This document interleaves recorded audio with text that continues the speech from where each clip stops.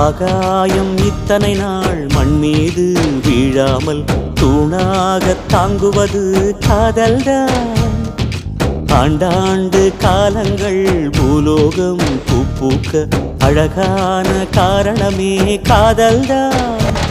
பஞ்சபூதங்கள் யாவும் காதலின் அடிமை, நாட்கள் 7 காதலின் கிழமை, 9 கோள்களும் காதலை சுற்றி வரும்.